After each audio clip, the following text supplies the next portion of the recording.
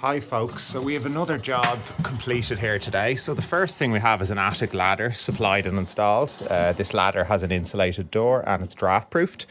Then we're going up into the attic here now. So I suppose in the attic what we did was we insulated it in accordance with current building regulations. We've 300 mil of insulation throughout, going right underneath the flooring and all the way across.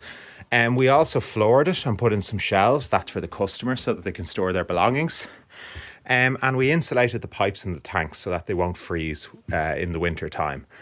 And we installed an attic light, which will just make getting around here much easier. You'll be able to see everything. So if you're looking for a similar service to insulate your attic, to get some flooring done as well, contact me. Christopher Keane is my name. I'm the owner of Insulate Your Attic. Keane Insulation Contractors Limited, and we'd be happy to help you with your query. So yeah, here's just a little look at the job.